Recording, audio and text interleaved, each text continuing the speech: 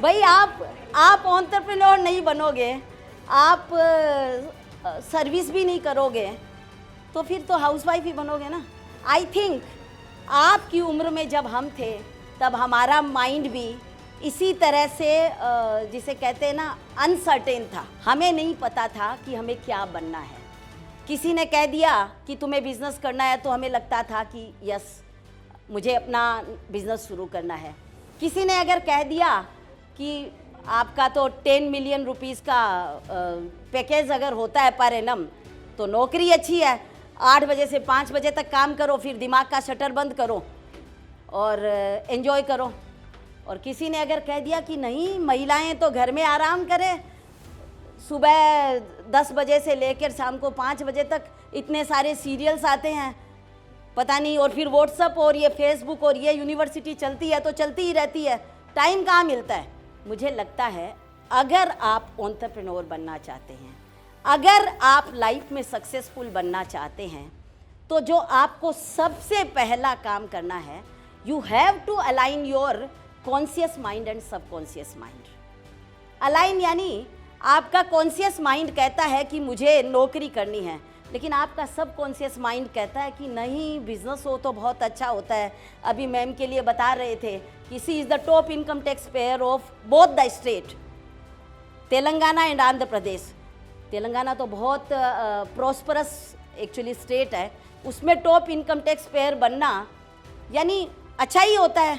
तो ये जब सुना तो लगेगा कि नहीं एंटरप्रेन्योर बनने से ही होगा। आपको नौकरी कितनी मिलेगी, 1 करोड़ पर एनम या 2 करोड़ या 5 करोड़। तो टॉप इनकम टैक्स पेयर अगर बनना है तो एंटरप्रेन्योर ही बनना होगा। लेकिन जीवन में अगर आप कुछ भी करें, whatever you want to you wish to do, आपको अपने कॉन्शियस और सबकॉन्शियस माइंड को अलाइन करना है, क्योंकि वॉट एवर यू थिंक वही आप बन जाते हो। आपका जो सबकॉन्शियस माइंड आपको कहता है, अगर आप डाउटफुल हैं, आपको नहीं पता है आपको क्या करना है, तो मान के चलिए you are going to fail. Whichever field you choose, आप जो भी फील्ड चूज करें, अगर आपका कॉन्शियस और सबकॉन्शियस माइंड अलाइन नहीं है तो आप फेल हो जाएंगे। इसलिए आपको सबसे पहला काम करना है, अभी तो आप फर्स्ट ईयर सेकेंड ईयर में हो, लेकिन जैसे मैं अपना बताती हूँ, राजस्थान के एक बहुत छोटे से गांव से आती हूँ, कॉलेज भी नहीं थी। मैंने एक कॉरेस्पॉन्डेंस कोर्स किया एंड यहाँ जो मेरी बेटियाँ हैं उनको बहुत अच्छा लगेगा। जब मैंने बीकॉम का एग्ज़ाम दिया तो पूरे सेंटर में 1200 लड़के थे और मैं एक अकेली लड़की थी। जस्ट इमेजिन कि आप बात कर रहे हो 1978 और राजस्थान के एक छोटे से विलेज की। बेटियों को पढ़ाया ही नहीं जाता था। आप तो लकी हो, आपको ये सारी सुविधाएं मिल रही है, लेकिन तब भी मेरा दिमाग एकदम क्लियर था कि मुझे एंटरप्रेन्योर बनना है, what ever it may be. उसके लिए मुझे कुछ भी करना पड़े, मेरा लक्ष्य एकदम सामने था। तो आप लोगों को सबसे पहला काम करना है, डिसाइड योर गोल, आपको क्या बनना है। आफ्टर डिसाइडिंग योर गोल, आपको सेल्फ डाउट हटाना है। पता है लोग फेल क्यों होते हैं? आप में कैपेबिलिटी है, आप में काम करने की का मादा भी है, या आप ये समझिए कि आप काम करना भी चाहते हैं, आप मेहनत करते हैं, लेकिन फिर भी फेल हो जाते हैं। क्यों हो जाते हैं? आपके मन में जो डाउट है ना, whether I will be able to do it or not, whether I will succeed or not, what will happen if I fail, ये सारी जब बातें होती है तो आप समझ के चलिए, आपका सेल्फ डाउट अगर है तो आप समझ के चलिए you are going to fail. आप बुरा मत मानिएगा, पर ये बिल्कुल हकीकत है। अपने आप को, अपने दिमाग को एस्टेब्लिश करो कि मैं जो काम करने जा रहा हूँ या जा रही हूँ, I am going to succeed in it. There might be failure also. Initial failure होना कोई गलत बात भी नहीं है, हर एक की जिंदगी में फेलियर होता है। मैं अपना बताऊं, आज जो आप बता रही थी प्रीति जी कि हमारा प्रोडक्ट दुनिया भर में फेमस है, 68 कंट्रीज़ में। इंडिया से जितना अश्वगंधा एक्सट्रैक्ट एक्सपोर्ट होता है उसका 78% शेयर हमारे पास है। हमारा ब्रांड है, सारी बड़ी फॉर्च्यून 500 कंपनी जो हेल्थ या स्पोर्ट्स या अब तो नया हमारा ब्यूटी सेक्टर भी आ रहा है, जहाँ कहीं भी यूज़ करते हैं हमारा अश्वगंधा यूज़ करते हैं। We have our brand name KSM 66। लेकिन ये एक दिन की जर्नी थोड़ी है। ये काम जब हमने शुरू किया मेरे भाई के साथ किया।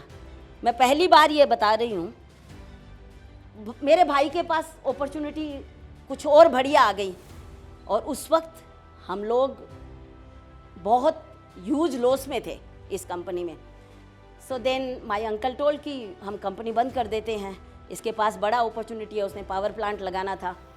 तो मैंने और मेरे हस्बैंड ने कहा नहीं, हमें सक्सीड होना है और इसी कंपनी से होना है। मेरा भाई चला गया, हमने जो भी हिसाब बहुत ही आराम से किया और उसी कंपनी को आज आप देख सकते हो, वही कंपनी इस स्टेज पे। यानी सेल्फ डाउट नहीं होना है। मेरा कॉन्सेप्ट क्लियर था, पहले दिन से क्लियर था कि यही कंपनी है, यही प्रोडक्ट है और इसी से हमें सक्सेस मिलेगी। हो सकता है इनिशियल आप भी कोई काम शुरू करो, अगर एंटरप्रेन्योर बनना है आप भी कुछ शुरू करो। इनिशियली हो सकता है आपको भी सक्सेस न मिले, लेकिन फेलियर से घबराना मत। मैं हमेशा कहती हूँ अगर सक्सेस आ जाए तो उसको सिर पर चढ़ के बोलने मत देना। आज भी सक्सेस होने के बाद भी मुझे लगता है कई जीत बाकी है, कई हार बाकी है, कई जीत बाकी है, कई हार बाकी है। अभी तो जिंदगी का सारा सार बाकी है। यहाँ से चलेंगे एक नई मंजिल की ओर। ये तो एक पन्ना था, अभी तो पूरी किताब बाकी है।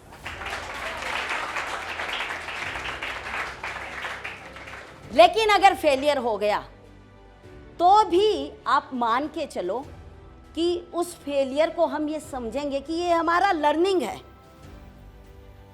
आपने तो थॉमस अल्वा एडिसन के बारे में पढ़ा होगा, सभी ने पढ़ा होगा। 1000 बार फेल हुए लेकिन आखिर उन्होंने बल्ब का इन्वेंट किया।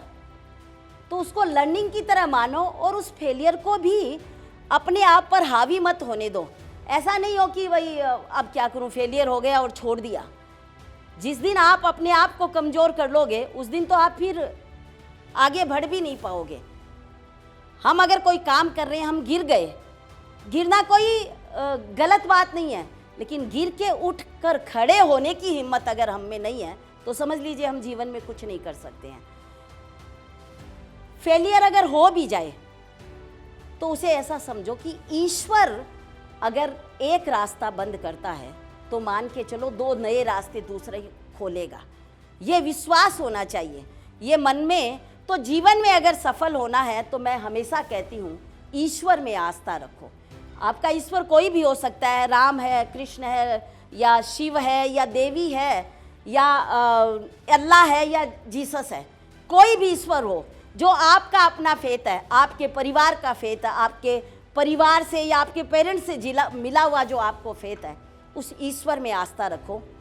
अभी कुछ दिन पहले आपने सुना होगा हेरंब माहेश्वरी के बारे में, जिसने सीए में, हमारे हैदराबाद का बेटा है, सीए में ऑल इंडिया टॉप किया है। आप में से सुना किसी ने? देखिए, अगर लाइफ में सक्सेसफुल होना है तो हमारे सराउंडिंग में क्या हो रहा है, हमारे आसपास क्या हो रहा है, हमारे देश और दुनिया में क्या हो रहा है, उससे अपने आप को अपडेट रखना ज़रूरी है। सो आई वॉज टॉकिंग कि हेरंब माहेश्वरी से कुछ दिन पहले हम मिले, एक प्रोग्राम में ही उसको फेलिसिटेट किया। वो मेरे पास बैठा था, हमने बातें की। मैंने उसे पूछा तुम्हारी सक्सेस का राज क्या है? कोई बहुत बड़े बैकग्राउंड से नहीं आता है, उसके माँ बाप अच्छा खाते पीते, जैसे कहते हैं कि मिडिल क्लास फैमिली है। उसके बाद तुमने ये सपना देखा कैसे? मैंने उसे पूछा। उसने बोला मेरा कॉन्सेप्ट एकदम क्लियर था। मैंने सोच रखा था मुझे सीए में ऑल इंडिया टॉप करना है। And his mother was telling to me कि उसने अपने रूम में सब जगह लिख रखा था कि मैंने सीए में टॉप किया है, मैं सीए में टॉप करने वाला हूँ। मैं सब जगह उसने मैनिफेस्ट किया था, सब जगह। उसने अपनी माँ को कहा था जब मैं रोज़ आपको प्रणाम करूँ, यानी उससे एक बात ये भी सीखो कि अपने पेरेंट्स को रेस्पेक्ट करो। उसका रोज़ का काम था, अपने पेरेंट्स को रोज़ प्रणाम करता था। अपने पापा को नहीं कहा उसने अपनी माँ को कहा जब भी मैं प्रणाम करूँ मुझे आशीर्वाद दो कि तुम सीए में टॉप करोगे। क्योंकि पापा को तो कई बार डाउट होता है ना, जनरली यहाँ बेटे भी बैठे हैं, उनको पता ही है, पापा कहेंगे अरे नहीं होगा तेरे से, कुछ नहीं होगा, तू कुछ नहीं कर सकता। मैं हमेशा कहती हूँ, स्पेशली प्रीति जी, मैं पेरेंट्स को कहती हूँ कि अपने बच्चों को कभी ऐसा मत कहो कि तुमसे कुछ नहीं होगा। मेरे बेटा जो भी सपना देखता हूँ, मैं उसे हमेशा कहती हूँ, जो देखता है सपना, मैं उसे कहती हूँ yes you can do it and you will do it. आप लोगों को भी मन में ये होना चाहिए yes I can do it. तो वो अपनी माँ से आशीर्वाद लेता था, ईश्वर में उसने कहा मेरी इतनी आस्था थी, मुझे मन में दृढ़ विश्वास था कि मेरा ईश्वर मुझे कभी भी असफल नहीं होने देगा। एंड डू यू बिलीव, उसने कहा कि अगर मैं टॉप आऊँगा तो मैं अपने बाल तिरुपति में दे के आऊँगा। आप में से बहुत से लोग ऐसा करते भी होंगे, एक मन्नत मांगते हैं कि ये हो जाएगा तो हम ये करेंगे, तिरुपति में बाल दे के आएंगे। एंड यू वोंट बिलीव, वो कह रहा था कि रिजल्ट आने से पहले वो बाल दे के आया कि I am going to be first. इसे कहते हैं विश्वास। रिजल्ट आने से पहले वो बाल दे के आया, इतना विश्वास था। तो लाइफ में अगर सक्सेस पानी है, सक्सीड करना है, तो ये मन में विश्वास रख के चलो कि मैं करूँगा। उसके मन में कोई डाउट नहीं था, इसीलिए उसने बिना रिजल्ट आए ही बाल दे दिए थे। उसको पता था कि मैं सफल होने वाला हूँ। उसके आसपास के लोगों ने भी उसे यही महसूस करवाया, उसकी माँ ने, उसके भाई ने, और उसके आसपास जब भी वो देखता था उसे वही सब दिखता था। तो एक हेरम्ब ऐसा कर सकता है तो आप क्यों नहीं कर सकते? आप भी कर सकते हो। आप में सब में वो पोटेंशियल है। अपने पोटेंशियल को पहचानो, अपने गोल सेट करो, अपने माइंड को अलाइन करो, कॉन्शियस और सबकॉन्शियस माइंड को, अपने सेल्फ डाउट को निकालो, और उसके बाद जो है एक बात मान के चलना, सक्सेस का कोई शॉर्टकट नहीं होता है। अगर कोई आपको कहता है आपने बिजनेस शुरू किया, आज आप 10 लाख रुपए लगा दो, कल 1 करोड़ हो जाएंगे, मत मानना उसकी बात। ऐसा कोई शॉर्टकट होता नहीं है। सक्सेस के लिए आपको मेहनत करनी पड़ती है, कंटिन्यूअसली करनी पड़ती है, परसिस्टेंस चाहिए, लगातार आपको मेहनत करनी है। आप मान के चलिए बहुत सारे उतार चढ़ाव आएंगे, बहुत सारी प्रॉब्लम्स भी आएगी, लेकिन हम उस प्रॉब्लम्स को स्टेपिंग स्टोन समझेंगे। हम उस प्रॉब्लम्स के सामने झुकेंगे नहीं, हम उस प्रॉब्लम्स को देखकर रुकेंगे नहीं। ये अगर दृढ़ विश्वास आपके साथ है तो डेफिनेटली आप सक्सेस पाने वाले हैं लाइफ में। कई लोग कहते हैं कि भाई क्या करें, हमारे पास समय नहीं है, हमारे हालात ऐसे नहीं हैं, मुझे तो शायद सब कुछ प्लेटफॉर्म मिला होगा इसलिए हमने ऐसा कर लिया। इतना आसान थोड़ी होता है बिजनेस करना। या आपका मैं क्वेश्चन का आंसर करूँगी, इतना आसान थोड़ी ही होता है करना। मैं उनको यही कहती हूँ, समय, हालात और बेबसी तो एक बहाना है। समय, हालात और बेबसी तो एक बहाना है, निखरा वही है जिसने चुनौतियों में स्वयं को पहचाना है। चुनौतियां तो होनी चाहिए, बिना चुनौतियों के जीवन का आनंद क्या है। आप जो कह रहे थे कि बिजनेस स्टार्ट कैसे करना चाहिए, जरा सबसे पहले आप क्या करना चाहते हो ये आपको डिसाइड करना है। आपके दिमाग में आइडिया होना चाहिए। इनोवेटिव अगर आइडिया है तो बहुत बढ़िया है, क्योंकि बहुत कॉम्पिटिटिव ज़माना है। डिजिटल आज जो टाइम है इसमें सब कुछ अवेलेबल है, नेट पर अवेलेबल है, गूगल पर, हर जगह, मीडिया के द्वारा सब कुछ। एक ज़माना था, एक समय था, लिमिटेड रिसोर्सेज होते थे, लिमिटेड जिसे कहते हैं कस्टमर्स या ऑडियंस होते थे। आज तो पूरी दुनिया खुली है। तो आपको सबसे पहले ये डिसाइड करना है कि आप किस चीज़ में डील करना चाहते हो, कौन से प्रोडक्ट में डील करना चाहते हो।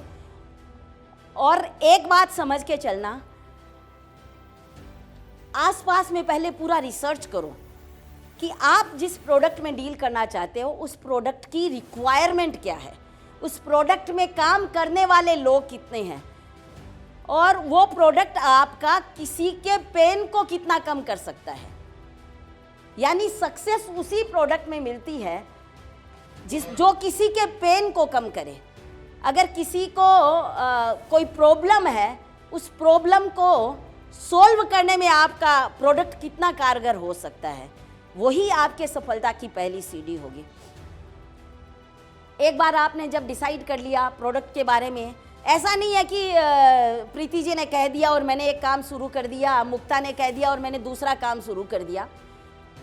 पूरा होमवर्क करो, पूरा रिसर्च करो, अगर ज़रूरत लगती है तो 2 लोगों को साथ में लेके करो। आपके अपने लाइक माइंडेड परिवार वाले हो सकते हैं, नहीं तो आपके दोस्त हो सकते हैं। प्रोडक्ट डिसाइड करने के बाद जो आप बोल रहे थे फंडिंग कहाँ से होती है, गवर्नमेंट ऑफ इंडिया की बहुत सारी फंडिंग योजनाएं हैं। जो आपने लिखा ना, आपने जो मुझे दिया कि फ्यूचर इज़ फीमेल, हमारे प्रधानमंत्री आदरणीय मोदी जी का भी यही सपना है। वो जब सोचते हैं कि 2047 में इंडिया को डेवलप्ड कंट्री बनाना है, तो वो जानते हैं कि जब तक देश की आधी आबादी यानी महिलाएं जब तक एम्पावर्ड नहीं होगी, जब तक वो अपना जो कंट्रीब्यूशन जीडीपी में नहीं देगी, तब तक हम विकसित देश, हम डेवलप्ड कंट्री बन ही नहीं सकते हैं। तो इसलिए मोदी जी ने आने के बाद बहुत सारी वीमेन सेंट्रिक योजनाएं शुरू की है, schemes. There are a lot many schemes. आपके पास अगर कोलेट्रल कुछ नहीं है तो भी आप मुद्रा लोन के माध्यम से आप लोन ले सकते हैं, जिसमें कोलेट्रल फ्री लोन मिलता है। स्टार्टअप इंडिया है, स्टार्टअप इंडिया में आप अपना नया काम, जो ग्रीन फील्ड प्रोजेक्ट अगर लगाते हैं आप, ग्रीन फील्ड यानी जो आपकी अपनी आइडिया है और आप स्क्रैच से शुरू कर रहे हो अगर कोई प्रोजेक्ट, तो गवर्नमेंट आपको ट्रेनिंग देती है। गवर्नमेंट आपको बहुत सारे गवर्नमेंट के इंक्यूबेशन सेंटर्स हैं, आप उनसे कनेक्ट कर सकते हो। स्टार्टअप सीड फंड स्कीम भी है, जिसमें आपको 10 लाख रुपए से 1 करोड़ रुपए तक का लोन मिलता है। और मुझे लगता है कोई भी काम शुरू करने के लिए इनिशियली ये फंड अच्छा है। उसके अलावा बहुत सारे एंजल नेटवर्क है आजकल। तो अगर आपकी आइडिया में दम है, अगर आपकी आइडिया इनोवेटिव है, तो बहुत सारे एंजल नेटवर्क हैं जो आपको फंडिंग करते हैं। आप अपना कंपनी के कुछ शेयर्स दो उन्हें, वो अब नेगोशिएट करना होता है या जिस तरह से भी बात आप करें, आपको फंडिंग मिलती है उनसे। बहुत सारे एंजल नेटवर्क ऐसे हैं, बहुत सारे एंजल इन्वेस्टर्स ऐसे हैं जो आपकी हैंड होल्डिंग भी करते हैं। अगर आपका प्रोडक्ट इनोवेटिव है तो आपकी हैंड होल्डिंग भी करते हैं, आपको मार्केट में कैसे एस्टेब्लिश होना है उसके लिए वो गाइड करते हैं। आज तो बहुत सारी सुविधाएं हैं अगर आपको एंटरप्रेन्योर बनना है। और मुझे लगता है एंटरप्रेन्योर बनने के लिए बहुत बड़ी बड़ी इंडस्ट्री लगाने की ज़रूरत नहीं है कि आप पहले दिन ही आप 1000 करोड़ की इंडस्ट्री लगाएंगे, ऐसा सोच के मत चलना। कोई भी शुरुआत हमेशा छोटे से ही होती है, और वो छोटे से होकर जब बड़ी बनती है तो आप मान के चलिए कि आपका बेस बहुत स्ट्रॉन्ग बनता है। तो फंडिंग आप इस तरह से ले सकते हैं। आप गूगल पे सर्च कीजिए, आप गवर्नमेंट ऑफ इंडिया की वेबसाइट्स पे जाइए, अलग अलग बहुत सारी योजनाएं हैं जहां आपको कोलेट्रल फ्री भी लोन मिलता है, बैंक से ले सकते हैं। आप अपनी प्रोजेक्ट रिपोर्ट बनाइए, उस रिपोर्ट के बेस पे भी बिना कोई आपके बिजनेस शुरू होने के, बिना कोई टर्नओवर के, आपकी प्रोजेक्ट रिपोर्ट पर भी आपको फंडिंग मिलती है। लेकिन मेहनत तो करनी पड़ेगी। आज तो भले ही $1 बिलियन कंपनी होगी, लेकिन जब शुरू किया था तो मेरे अपने 2 लाख रुपए सेविंग्स थी। उस 2 लाख से हमने काम शुरू किया। मैं बहुत ही वेल टू डू फैमिली को बिलोंग करती हूँ, मेरे मैके की साइड भी और मेरे ससुराल के साइड भी। लेकिन कुछ ऐसी परिस्थितियाँ बनी और मैंने और मेरे हस्बैंड ने चैलेंज लिया कि हम परिवार से कुछ भी नहीं लेंगे। हमने कुछ भी नहीं लिया, 1 पैसा भी नहीं लिया, ना मोरल सपोर्ट लिया, ना एडवाइजरी सपोर्ट लिया, ना फाइनेंशियल सपोर्ट लिया।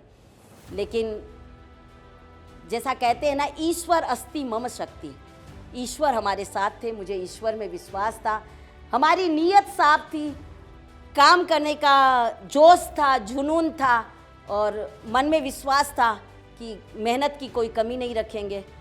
उससे शुरू किया और आज तो हमारा अच्छा लगेगा बेटा तुम्हें कि लोन फ्री इंडस्ट्री है, 1 पैसे का भी लोन नहीं है हमारे पास ऊपर।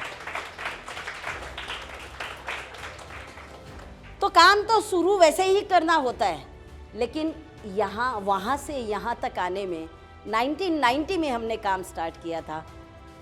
$1 बिलियन बनने के लिए 2024 हो गया। उतना समय तो लगता है, शॉर्टकट में कुछ नहीं होता है। हो सकता है आप में से भी अगर कोई इनोवेटिव आइडिया लेके आए, बायजूस जैसा या कैसा भी, ये ओयो, या आजकल तो बहुत सारे ऐसे आइडिया चलते हैं जहां आप अपनी कंपनी एक खड़ी करके और बेच देते हो, तो बहुत सारी चीज़ें हो सकती है ऐसी। पर मान के चलो कि टाइम तो लगेगा। सफल अगर होना है ना, तो लोगों की बातें सुनना भी बंद कर देना। हमारे आसपास के जो लोग होते हैं ना, वो कुछ न कुछ कहते ही रहते हैं, और मोस्टली मैं बहुत से लोगों को ऐसे जानती हूँ, और आपके आसपास भी ऐसे लोग होंगे जिनके पास हर एक सॉल्यूशन की प्रॉब्लम है। लोग ऐसे होते हैं जिनके पास हर एक सॉल्यूशन की प्रॉब्लम है। आप कुछ भी बताओगे ना, तो वो उसमें से नेगेटिव निकाल के ही आपको देंगे। तो उनके बारे में सोचना मत। ये ना कान को बहरा करना चाहिए कि लोग, अगर आपके मन में दृढ़ विश्वास है ना, तो लोग कुछ भी कहे, सोचना मत। लोग कहते रहेंगे अरे यार ये तो बहुत टफ है, ये तो अब तो इसका सेचुरेशन पॉइंट आ गया, और अब तो नहीं हो सकता है, बहुत कंपटीशन है, पैसे जो है वो डूब जाएंगे। आपके मन में जब काम कोई शुरू करना, तो अपने मन में दृढ़ विश्वास के साथ करना, अपने मन में एकदम स्ट्रॉन्ग बने रहना कि मुझे ये करना है। मैं हमेशा कहती हूँ, मत कर उनकी परवाह जो देते हैं आज ताना, झुका देंगे अपना सर जब आएगा तुम्हारा ज़माना। लहरें बन जाए तूफान, लहरें बन जाए तूफान, पर कश्ती का काम है बहना। कुछ तो लोग कहेंगे, लोगों का काम है कहना।